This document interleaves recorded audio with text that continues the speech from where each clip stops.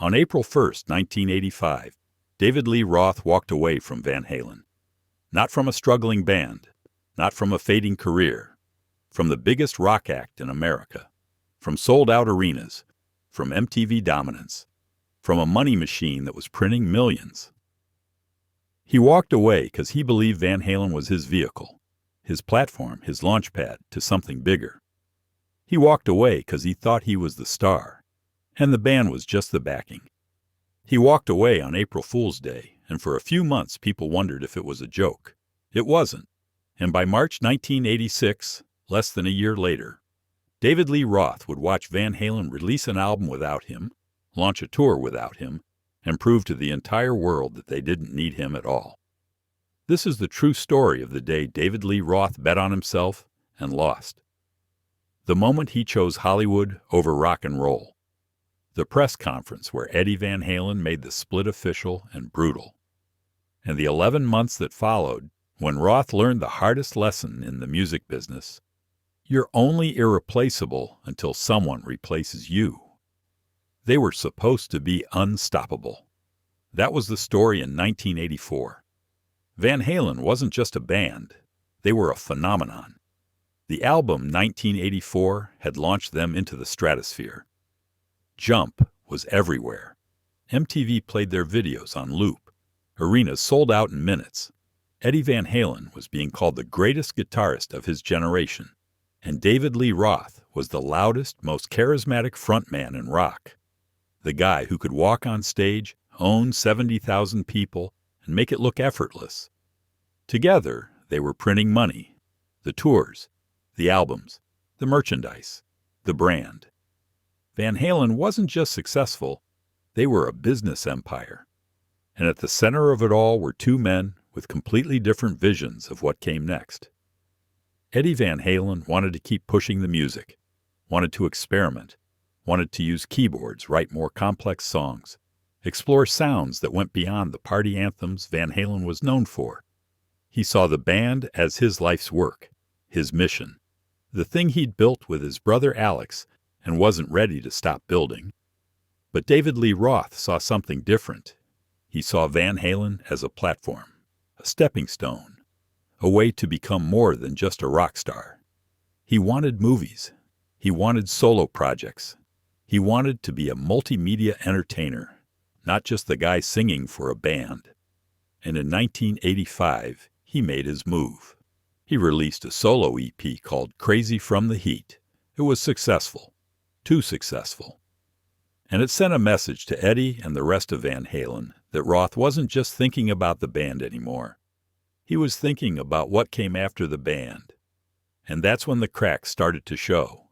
There were meetings, tense conversations, arguments about the future. Eddie wanted to talk about the next Van Halen album, about touring, about keeping the machine moving. Roth wanted to talk about his movie ideas, about his solo career, about projects that didn't involve Van Halen at all. And at some point during those conversations, both men realized the same thing. This partnership was over. They wanted different things. They couldn't agree on the direction. And rather than fight about it for years, they were going to have to make a choice. Stay together and be miserable, or split up and see what happened. On April 1st, 1985, the news broke. David Lee Roth was leaving Van Halen. The announcement hit the music press like a bomb. People didn't believe it at first. April Fool's Day? Really? The biggest band in rock was splitting up on April Fool's Day? It had to be a publicity stunt, a joke, a way to drum up attention before announcing a new album or tour. But it wasn't a joke. It was real. And within weeks, the reality of what had just happened started to sink in. David Lee Roth had walked away from one of the most successful bands in the world, and Eddie Van Halen was about to make sure everyone knew it. By August 1985, Eddie was talking to Rolling Stone, and he wasn't holding back.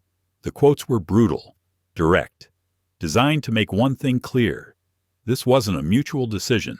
This was Roth choosing himself over the band. Eddie told the magazine, "The band as you know it is over." He said, "Dave left to be a movie star." He even revealed that Roth had asked him to score a film, proof, in Eddie's mind, that Roth was more interested in Hollywood than rock and roll.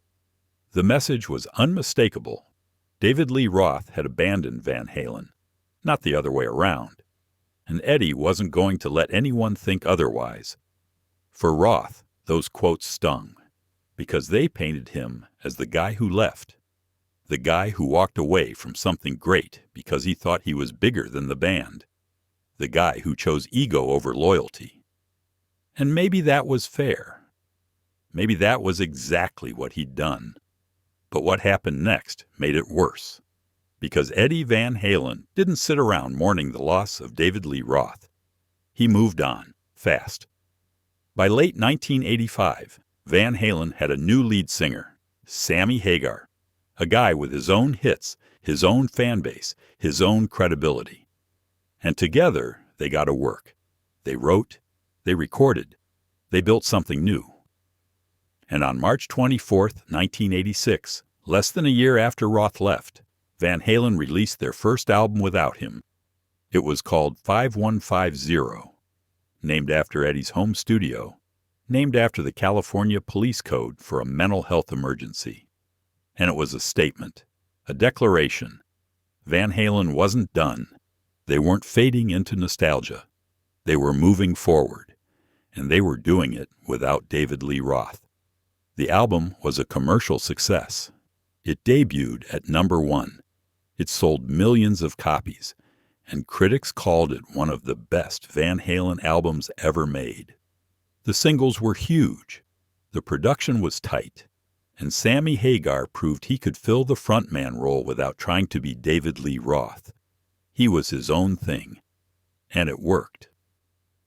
3 days after the album dropped, on March 27, 1986, Van Halen launched the 5150 tour. The first show was in Shreveport, Louisiana at the Hirsch Memorial Coliseum, and it sold out.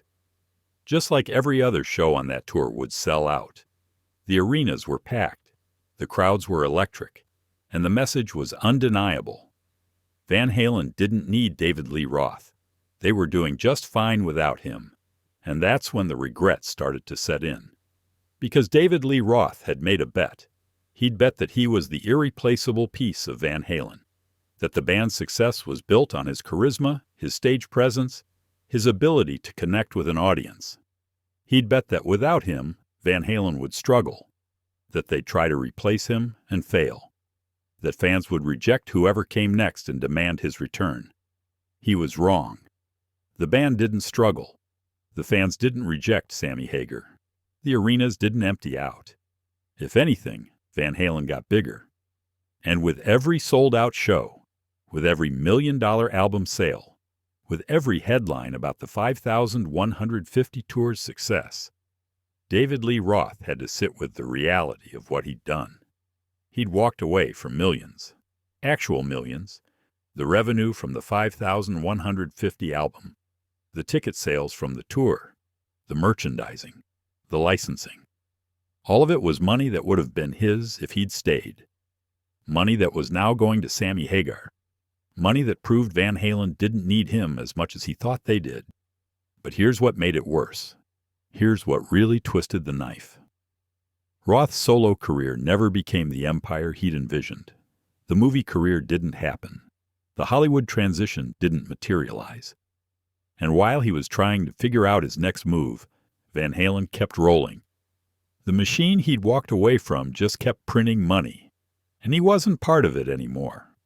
Picture it, Roth sitting in a hotel room somewhere, flipping through Billboard magazine, seeing 5150 at #1, or backstage at one of his own solo shows, hearing through the grapevine that Van Halen just sold out another arena in under an hour. Every chart position, every sold-out show, every headline about Van Halen's success without him was a reminder of what he'd given up. People started asking him about it. Interviewers would bring it up. And Roth, being Roth, would deflect. He'd joke about creative freedom and doing things on his own terms. But underneath the bravado, the truth was obvious. He'd miscalculated. He'd believed his own hype. and the band had proven him wrong in the most public way possible. Years later, Van Halen would go through more lineup changes.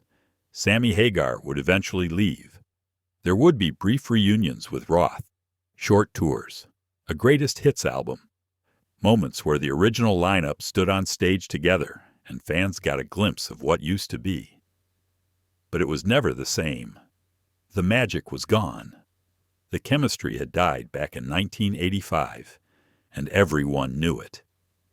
Eddie Van Halen would spend the rest of his life dealing with the fallout of that split. The what-ifs, the could-have-beens, the alternate timeline where he and Roth figured out how to work together instead of tearing each other apart. But he also spent the rest of his life knowing he'd made the right call, because 5150 proved something that David Lee Roth never wanted to admit. Van Halen was bigger than any one person. It was the songs, the sound, the musicianship, the chemistry between Eddie and Alex, the foundation that had been built over years of touring and recording and grinding it out. Roth had been a huge part of that. But he wasn't the only part. And when he left, the machine kept running, maybe even better than before. David Lee Roth walked away from Van Halen on April 1, 1985, thinking he was making the smartest move of his career. He was choosing freedom over constraint, solo stardom over being part of a band, Hollywood over rock and roll.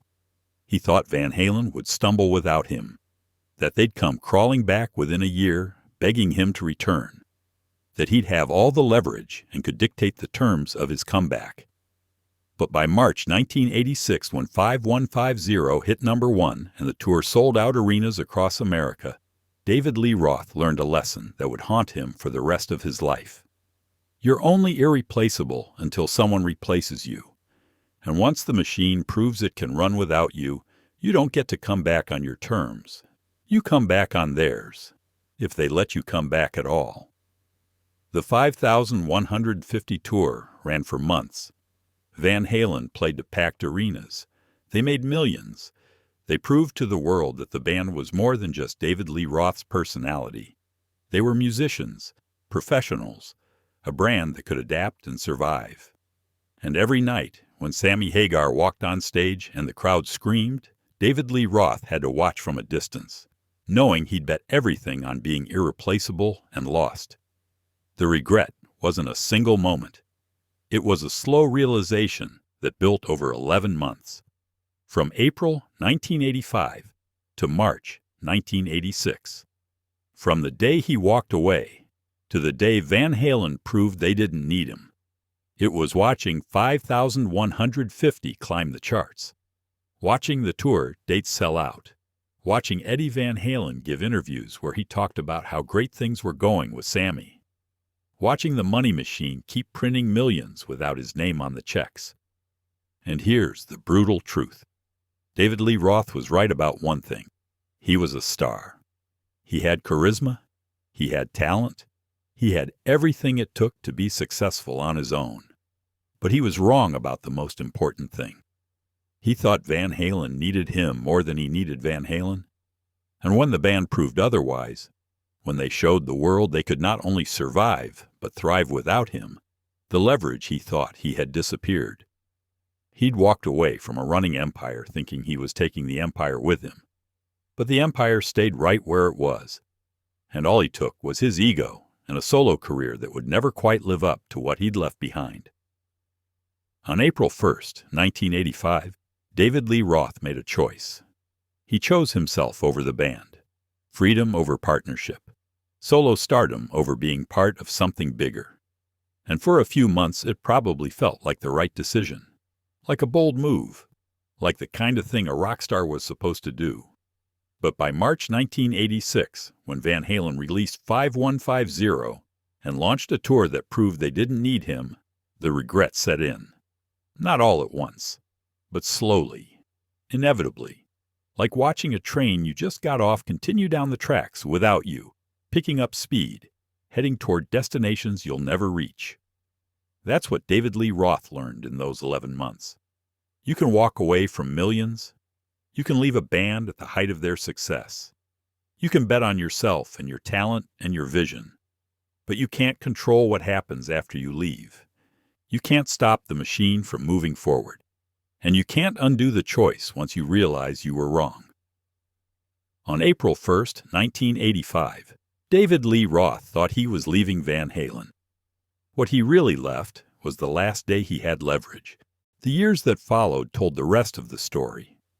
Van Halen would go on to release multiple albums with Sammy Hagar. 4 studio albums, millions more in sales, tours that stretched across the globe. They became, in some ways, even bigger than they'd been with Roth. And every album release, every tour announcement, every magazine cover with Sammy Hagar standing where Roth used to stand, was another confirmation of the same brutal truth. Van Halen had moved on. They'd built something new, and they'd done it without looking back. Roth would eventually return to Van Halen for brief reunions, short tours in the 2000s, a greatest hits album, moments where the original lineup stood together and fans got a glimpse of what used to be. But it was never the same. The chemistry was gone. The magic had died back in 1985 when ego and ambition tore the partnership apart. And everyone involved knew it. Those reunion tours felt less like celebrations and more like exhibitions. A museum piece being dusted off and displayed for nostalgia's sake. Eddie Van Halen died on October 6, 2020. Cancer, 65 years old. One of the greatest guitarists who ever lived. And when the tributes poured in from around the world, people remembered the music, the innovation, the influence. But they also remembered the Van Halen story. The rise, the splits, the drama, the what-ifs. And at the center of all those what-ifs was April 1st, 1985. The day David Lee Roth walked away and changed everything. For Roth, Eddie's death closed a door that had been cracked open for decades. Any possibility of a real reunion, a true reconciliation, a chance to recapture what they'd built together in the late 70s and early 80s, it was gone. And what was left was the story, the legend, the cautionary tale of a man who thought he was bigger than the band and learned otherwise. Here's what David Lee Roth will be remembered for. The voice, the personality, the showmanship, the early Van Halen albums that changed rock and roll. But he'll also be remembered for April 1st, 1985, for walking away, for choosing solo stardom over partnership, for betting on himself and watching the band he left behind prove they didn't need him. That's the legacy, not failure, not irrelevance, but miscalculation. The kind of miscalculation that costs millions and can never be undone. Because in the end, David Lee Roth didn't lose because he wasn't talented. He lost because he forgot the first rule of rock and roll partnerships. You're only as big as what you build together. And once you walk away from that, once you try to prove you can do it alone, you better be right. Because if you're wrong, the world will never let you forget it.